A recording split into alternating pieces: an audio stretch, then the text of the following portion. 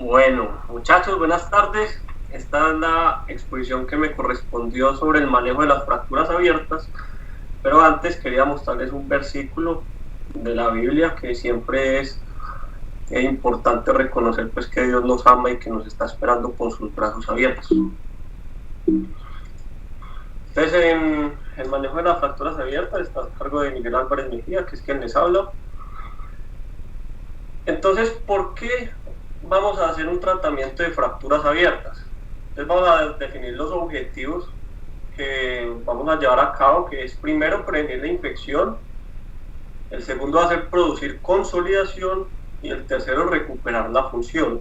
Todos son bastante importantes y los vamos a llevar secuencialmente y de manera sistemática. Entonces, ¿cómo vamos a prevenir la infección? Vamos a hacer un lavado y un desbridamiento, un cierre de la herida y una reconstrucción de las partes blandas.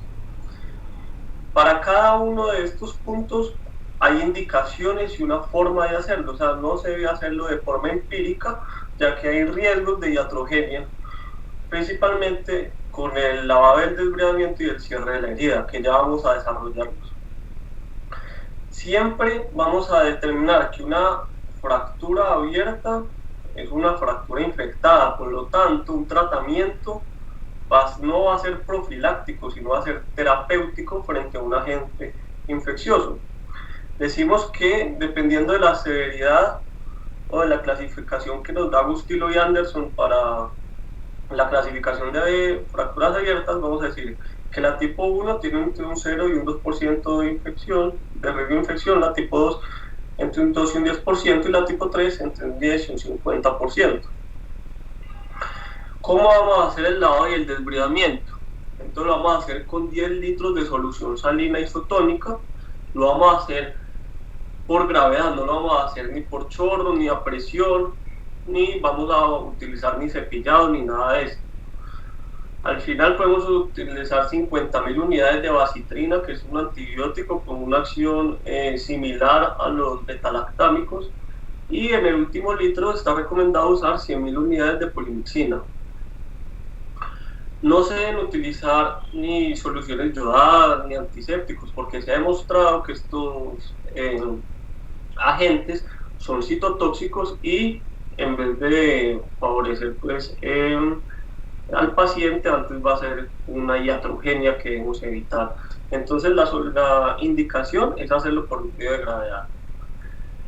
Vamos a hacer un desbridamiento quirúrgico, que es importante hacerlo ya que retirar los restos necróticos y los cuerpos extraños va a evitar la sobreagregación bacteriana. Y decimos que los tipos 1 y 2, o la clasificación 1 y 2 de Gustilo y Anderson, son un poco más difíciles de desbridar, ya que la herida es una herida pequeña y muchas veces para hacer un buen desbridamiento necesitamos ampliar la zona para poder retirar adecuadamente los restos. El tejido muscular viable, Scully definió los 4 criterios, que es la capacidad de sangrado, el color, que sea un rojo, que sea vivo, que tenga señales de buena perfusión y aporte sanguíneo, que tenga una consistencia y que sea contráctil ante el estímulo mecánico o el estímulo eléctrico. Se dice que los fragmentos o los restos articulares siempre se deben conservar, contrario a los fragmentos óseos corticales que se deben retirar, ¿cierto? Ya que son avasculares, se considera como restos necróticos que van a favorecer posteriormente a la infección. Siempre importante revalorar el paciente y revalorar la herida cada 24 a 48 horas. Como vamos a ver, hay infecciones como las infecciones por los clostridios, que aprovechan estas zonas de poca irrigación y generan infecciones con síntomas y signos clínicos que son rápidamente progresivos y tenemos que estar pendientes de ellos y detectarlos. ¿Qué dice la literatura sobre el cierre de la herida? La literatura habla de un cierre primario o de un cierre primario diferido. Las dos tienen ventajas. Entonces, primero, el cierre primario, aunque muchos creían que no está indicado, vemos que sí está indicado, pero tiene ciertos riesgos. Entonces, ¿qué se dice en la literatura de un cierre primario? Que primero no aumenta la incidencia de infección e incluso puede prevenir la infección secundaria y sobre todo por bacterias hospitalarias, que disminuye la morbilidad y la instancia hospitalaria. Pero ¿cuál es el riesgo?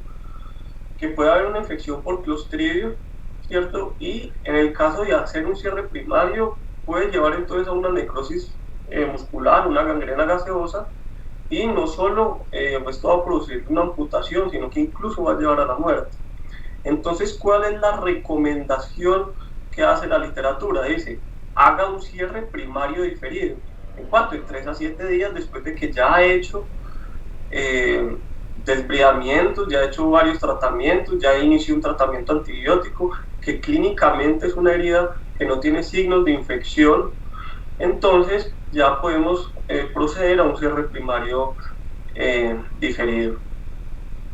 Además que esto también va a facilitar el drenaje, ¿cierto? Entonces disminuye pues, el hematoma, los signos pues, que puedan tener complicaciones en la herida.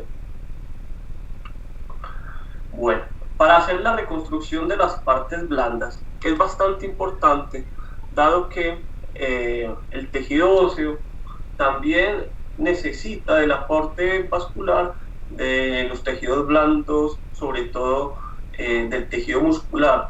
Entonces la reconstrucción de la parte de partes blandas, sobre todo digamos en las fracturas de tibia, entonces se hace con colgajos musculares de los gastrocnemios o del sóleo, o también se pueden hacer colgajos rotacionales, por ejemplo en fémur, el recto abdominal.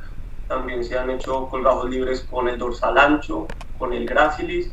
Entonces es importante hacer la reconstrucción de las partes blandas y sobre todo es importante hacerlo de manera temprana, sobre todo en las primeras 12 horas, en los primeros 7 días. Y en las primeras 72 horas se ha demostrado que el riesgo de infección es aún menor. No se debe hacer los colgajos tardíos y siempre se debe tener en cuenta que sobre el tejido pues, que se va a hacer el colgajo puede tener la infección por un Clostridium y tener entonces una gangrena gaseosa o cualquier complicación que pueda generar esto. ¿Qué nos permite la reconstrucción de las partes blandas? Entonces, irrigar el foco de fractura, y esto es muy importante, sobre todo a la hora de la consolidación, de que lleguen los antibióticos y por ende también el sistema inmune. También va a prevenir una contaminación secundaria, ya que está cubriendo la herida, y también prevenir el daño óseo, articular de los tendones y de los nervios aledaños. Debemos también tener en cuenta que se debe hacer una estabilización de la fractura, ¿cierto? Con los siguientes objetivos, que va a ser prevenir la lesión secundaria por parte del fragmento fracturado, importante, favorece la consolidación, dado que los dos extremos óseos están en contacto y no están, o se disminuye el movimiento, que es una causa de pseudoartrosis. Movilidad precoz de articulaciones, que es importante para evitar las adherencias y tiene un mejor pronóstico en la rehabilitación. Una respuesta inmune frente a bacterias, permite la movilización del paciente, sobre todo cuando estamos hablando de fracturas de los miembros inferiores, y vamos a permitir que el paciente inicie una rehabilitación funcional, que se debe hacer lo más temprano posible. Dentro de las estabilizaciones de las fracturas tenemos el clavo intramedular, que puede ser fresado o no fresado, los tutores externos o los medios de fijación externa, osteosíntesis con placa o los injertos óseos. No es el motivo de esta charla hablar de los tipos de estabilización de fracturas, esto se va a abordar en otra charla. Sin embargo, es importante dar un abordaje rápido y saber de qué nos están hablando.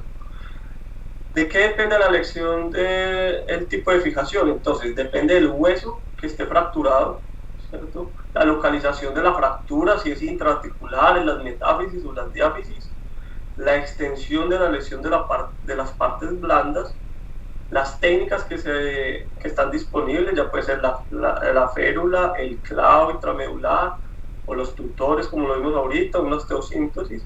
Y lo importante es que podemos mezclar cualquiera de ellas dependiendo del tipo de lesión que nos esté presente y de las técnicas que tenga el ortopedista o que prefiera al ortopedista. Esto también depende mucho del criterio que él vea en el momento quirúrgico.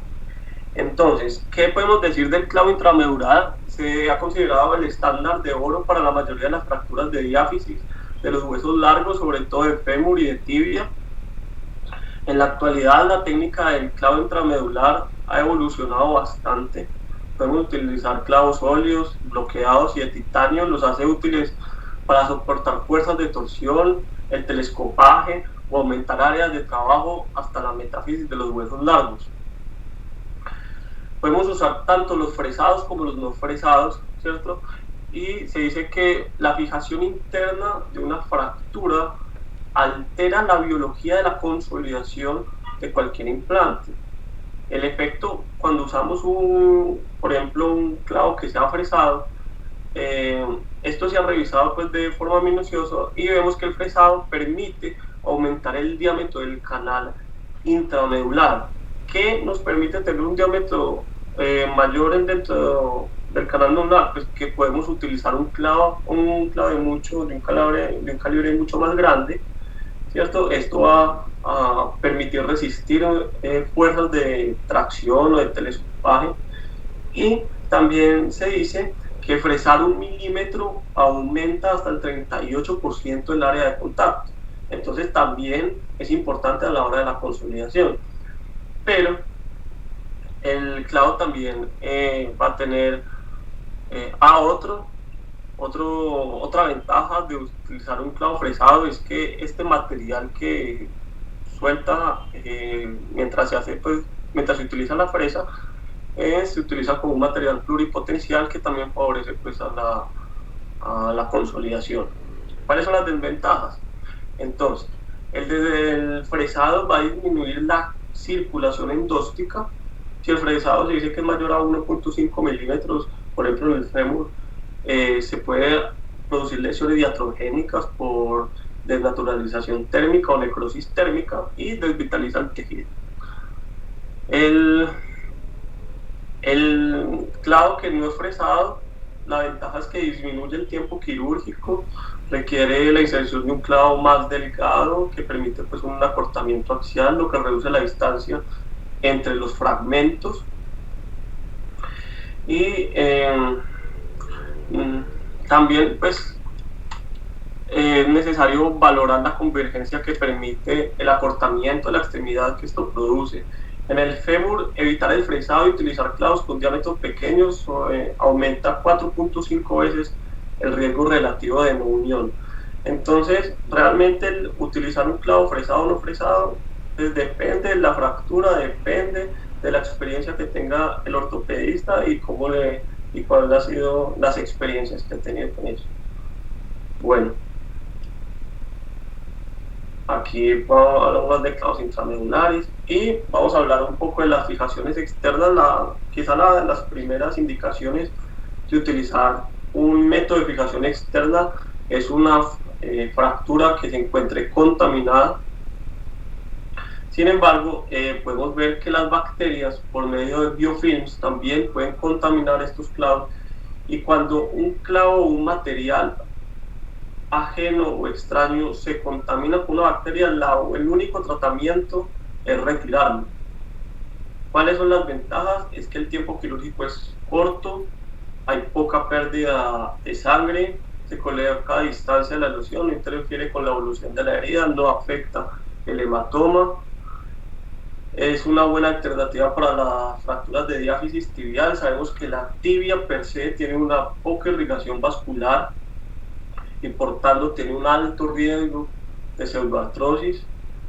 y se dice que los fijadores con anillos o transarticulares son útiles en las fracturas periarticulares. Aquí vemos unos fijadores externos como el ortofix, que aquí es necesario realizar una osteotomía. Este es el AO, que ya es un poco más complejo, es bastante utilizado. El Dilizarov, que este ya tiene pues unos anillos. Como les venía diciendo, se puede complicar con una infección en el trayecto del clavo, la mala alineación de la fractura, las fracturas abiertas con un alto grado de contaminación. La fijación externa es una alternativa útil y quizás es la indicación más clara de realizar una fijación externa. ¿Cuándo se recomienda una osteosíntesis con placa? Cuando es una fractura intraarticular o metafisiaria.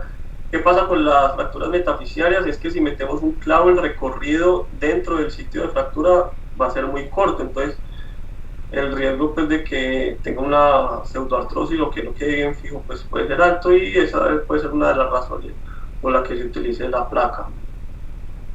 En las fracturas abiertas se aumenta aún la incidencia de infección y fracaso de la osteosíntesis, por eso vemos que los medios externos son una indicación en los casos que tienen infecciones.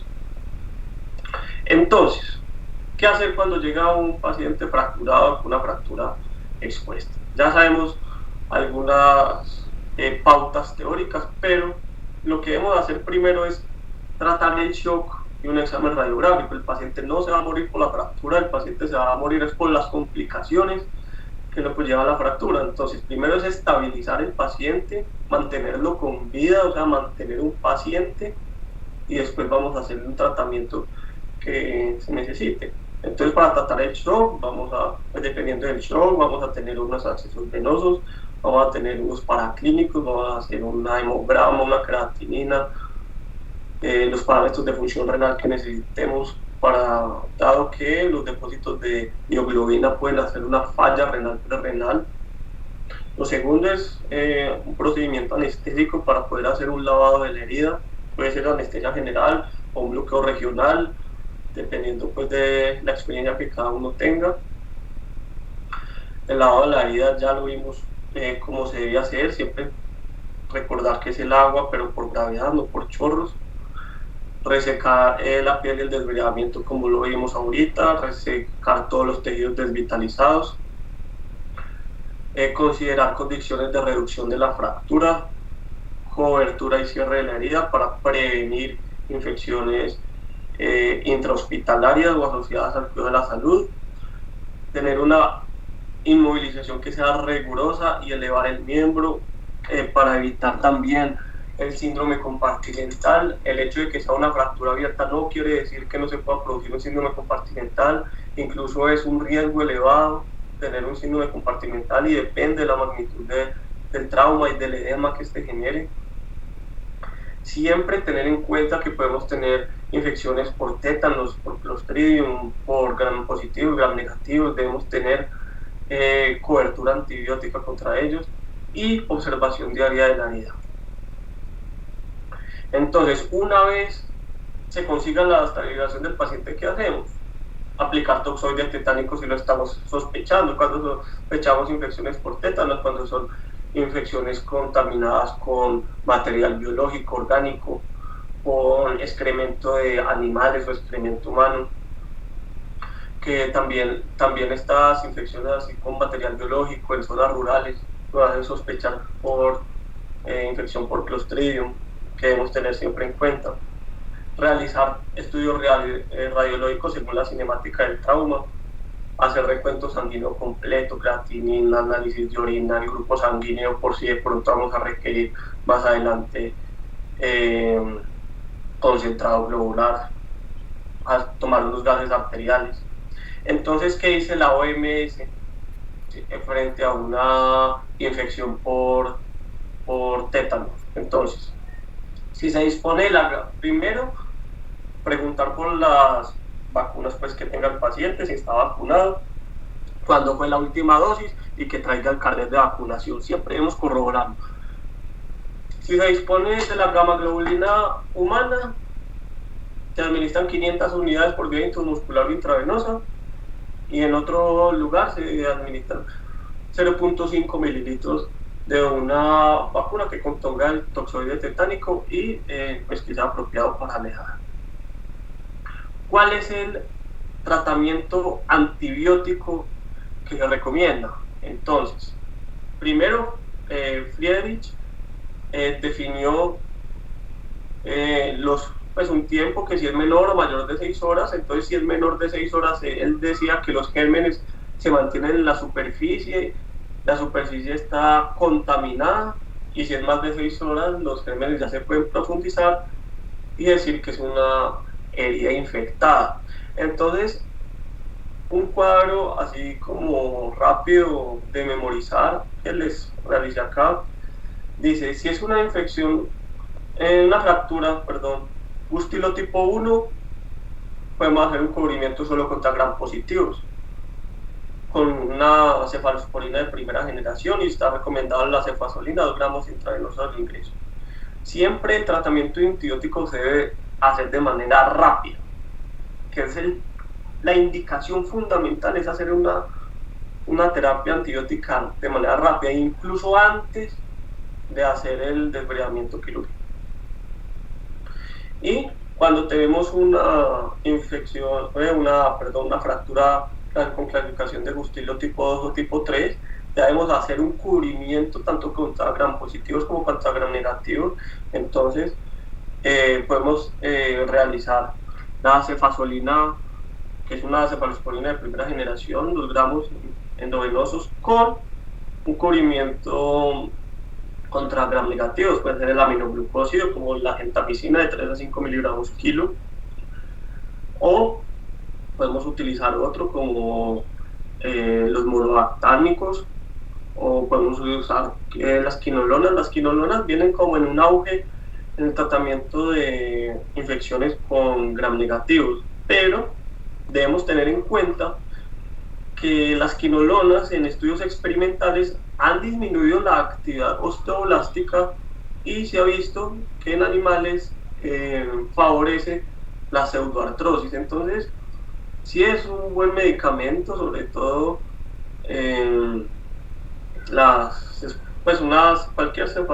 cualquier quinolona, son buenos medicamentos, tienen niveles de biodisponibilidad administrados por vía oral muy buenos, incluso los comparan con los aminoglucósidos por vía intravenosa, en cuanto a la biodisponibilidad. La tolerancia gástrica es muy buena, pero debemos tener en cuenta que también favorecen la pseudoartrosis. Y los estudios grandes que se han hecho para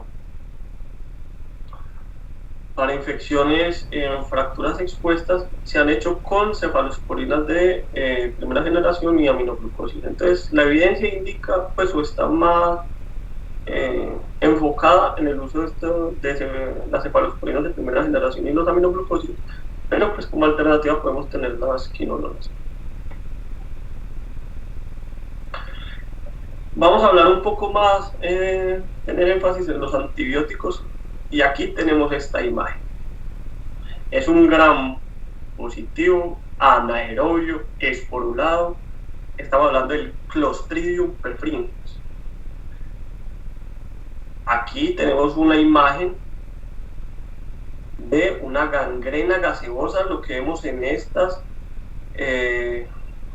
bulas son CO2, pues aquí adentro tiene CO2 y sulfídrico, es producido por esto, y se dice que estas infecciones tienen un curso rápido, un curso que puede ser incluso entre 6 y 8 horas, y inicia con un dolor muy severo, como si fuera una fascitis necrotizante, con hemólisis, un paciente que se complica fácilmente. Aquí podemos ver signos de enfisema subcutáneo. Son infecciones que no solo nos llevan a un riesgo de amputación de la extremidad, sino que también nos puede llevar a que el paciente pierda la vida incluso en 72 horas. Entonces, tenemos que estar pendientes de la infección por el Clostridium, como les he venido haciendo énfasis durante toda la charla, y sospecharla, sobre todo en aquellas fracturas que tienen un contacto con material biológico, que vienen de zona rural, aunque indiscutiblemente se han aislado aún dentro de los quirófanos. Entonces, siempre tener en cuenta que el paciente puede tener una infección por Clostridium perfringens. El beneficio de los antibióticos ya está demostrado. Una revisión sistemática de Cochrane reciente demostró que la administración de antibióticos después de una fractura reduce el riesgo de infección hasta en un 59%. Por lo tanto, vemos la clara indicación de utilizar los antibióticos. Ahora, ¿cómo debemos seleccionar el antibiótico? Entonces, contra microorganismos gram positivos y gram negativos, sobre todo en las clasificación 2 y 3 de Gustilo y Anderson. Las cefalosporinas de primera generación contra los gram positivos, contra gram negativos tenemos aminoglucósidos, quinolonas, cefalosporinas de tercera generación. La penicilina activo frente a anaerobios como el Clostridium. La dosis de penicilina G es de 100.000 a 200.000 unidades kilo día cada 6 horas. Entonces, ¿cuánto dura el tratamiento? Esto fue un motivo de debates y aún se sigue debatiendo, pero ¿qué nos dice la literatura actualmente? Entonces, los antibióticos, como dijimos, se inician en el menor tiempo posible, incluso antes del desbridamiento quirúrgico. Si se retrasan más de 3 horas, puede aumentar el riesgo de la infección. ¿Cuánto es la duración de los antibióticos? Entonces, Dellinger en un estudio dijo que el antibiótico por 5 días no era superior estadísticamente al tratamiento durante un día. Entonces dijeron, vamos a dar antibiótico durante 72 horas y vamos a estar en una revaloración constante de la herida y podemos montar un nuevo esquema durante las 72 horas. Pero si vemos que es una herida que ya no tiene signos de infección, que ha evolucionado satisfactoriamente, se puede suspender. O por el contrario, podemos continuar con el tratamiento o incluso tomar cultivos. Los cultivos tienen unas indicaciones. El cultivo nunca se debe hacer de manera temprana. ¿Por qué? Además que sabemos que la sensibilidad para los cultivos es baja, está alrededor del 45%. Si el cultivo se hace de forma temprana, en caso de aislar el agente o el germen que esté produciendo la infección, o mejor dicho, se realiza el cultivo y salió sensible, o sea, cultivó alguna bacteria. Se dice que solo el 20% de esos cultivos realmente tienen el agente etiológico que está produciendo la enfermedad. Entonces, a la hora de hacer los cultivos, no se hacen de forma rutinaria y si se van a hacer, que no sean de forma temprana. Muy bien.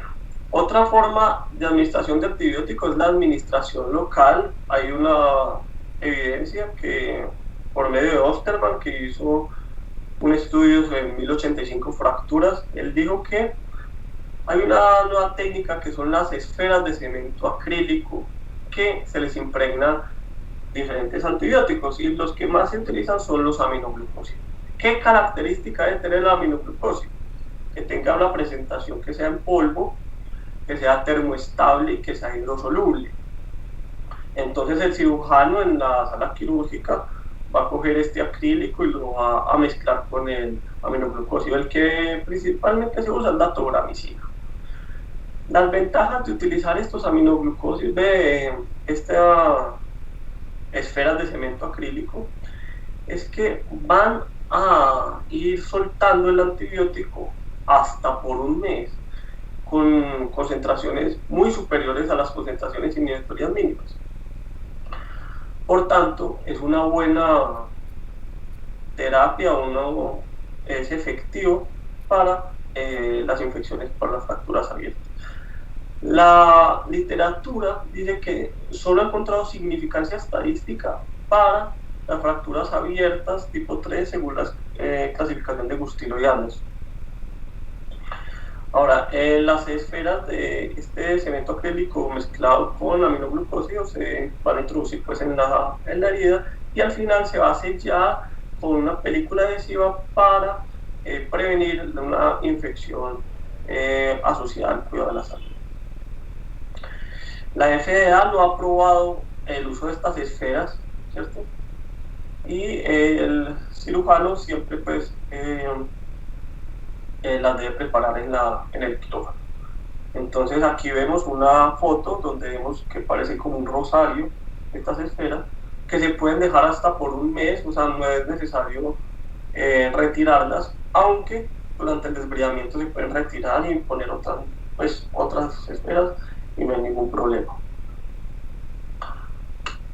Bueno, ¿cuáles son las ventajas de esta técnica que se ha denominado como la técnica de bolsillo de esferas? Primero, una concentración de antibiótico elevada que supera notoriamente la concentración inhibitoria mínima. La concentración sistémica o la biodisponibilidad de antibiótico es baja, entonces va a disminuir las reacciones adversas medicamentosas. Ya se van a disminuir la necesidad de utilizar aminoglucósidos por vía sistémica y por ende las reacciones adversas que ellos tienen, sobre todo a nivel nefrotóxico. El sellado de la herida siempre se debe realizar con una película adhesiva para evitar las infecciones asociadas al cuidado de la salud y evita la contaminación pues, por estos patógenos. Otro tema que es de debate va a ser las amputaciones. Lo ideal sería definir tempranamente si el paciente va a requerir o no una amputación. Para ello se han diseñado escalas como la escala MES, que es la popularmente más conocida. Aquí les hice una tabla de la escala MES, entonces dice, va a tener 4 ítems principales: la lesión ósea de los tejidos blandos, la isquemia de la extremidad, el shock y la... Sobre la lesión ósea de los tejidos blandos, si es de baja energía, si la fractura es estable por arma civil, entonces nos va a dar una aplicación, pues ahí va un punto. Si es de mediana energía con fractura expuesta, múltiples fracturas nos da 2 puntos. La alta energía, el aplastamiento, nos va a dar 3 puntos. O si es muy alta energía con contaminación, nos va a dar 4 puntos. La isquemia de la extremidad, entonces vamos a ver los pulsos periféricos que pueden estar disminuidos o ausentes por un llenado capilar normal, entonces nos va a dar un punto. Un pulso periférico ausente y con un llenado capilar que se ha disminuido nos da 2 puntos, pero si es una extremidad que es fría con signos de isquemia como palidez o cianosis nos va a dar 3 puntos. En cuanto al shock, vamos a tener solo en cuenta la presión sistólica, entonces si es mayor de 90 no va a tener ningún punto. Si es transitoriamente inferior a 90, un punto, o si es persistentemente inferior a 90 nos va a dar 2 puntos. En cuanto a la edad, ser menor de 30 años es un factor de buen pronóstico. Si tiene entre 30 y 50 años nos va a dar un punto y mayor de 50 años va a dar un punto. Entonces el punto de corte que se ha establecido para esta escala es de 7. Es decir, que si tiene una puntuación mayor de 7 está indicado la puntuación. Sin embargo, diferentes reportes de casos en la literatura han demostrado que pacientes con un mes mayor de 7, que se le ha hecho un tratamiento conservador, que se ha hecho interconsulta con el cirujano vascular, se ha podido recuperar la extremidad, y no solo recuperar la extremidad, sino recuperarla con buena función, que es lo más importante. Bustillo y Lange también sacaron criterios de amputación, digamos que hay unos absolutos y otros relativos. Entre los absolutos están las fracturas tipo 3C y pérdida del nervio tibial posterior, o las tipo 3C con pérdida masiva de las partes blandas y que sean con gran contaminación, gran conminución ósea, pérdida ósea masiva o ilusión segura hacia una mala función ulterior. Entonces tenemos criterios para hacer una amputación de forma inmediata. Y de forma relativa, entonces que sea una fractura 3C con más de 8 horas de evolución, que ya sabemos que tiene criterios para que esté infectada, o que sea con un politraumatismo severo asociado, y el aplastamiento homolateral del pie. Lo más importante es ver el paciente en un método holístico. No es lo mismo un paciente de 30 años que está previamente sano, que tuvo un accidente en moto o cualquier accidente de tránsito, y que uno le dé un buen pronóstico al paciente que tiene más de 80 años, que es fumador, que tiene diabetes, que tiene mala adherencia a los tratamientos, y que uno le dé una capacidad funcional a futuro humana. Entonces eso también nos va a indicar como un criterio de amputación inmediata o optar por, por salvar la extremidad. Dentro de las inmovilizaciones tenemos como objetivo disminuir el dolor, disminuir la hemorragia y el edema perilesional. Esto es importantísimo, sobre todo cuando hablamos de síndromes compartimentales. Permitir la correcta cicatrización de las partes blandas y favorecer la formación de un callo óseo, dado que nos está evitando que, que los dos extremos óseos tengan un movimiento. Entonces, en el miembro inferior tenemos la férula de Brown, como la estamos viendo aquí en la pantalla, la férula de Putty, que es articulada, y para el miembro superior tenemos este yeso que es el toracobraquial. Ya para finalizar, el paciente debe entrar en un programa de rehabilitación, por lo cual es importante tener un equipo multidisciplinario con tanto con fisiatría como con fisioterapia, y vamos a tener un personal capacitado para prevenir la atrofia muscular, prevenir la rigidez articular. Por eso es importante las movilizaciones tempranas, mejorar un estado circulatorio, y lo más importante es recuperar o tener la máxima recuperación funcional. Esto es todo lo que le tenía para contarles el día de hoy, y si tienen alguna pregunta estoy dispuesto a resolverla. Muchas gracias.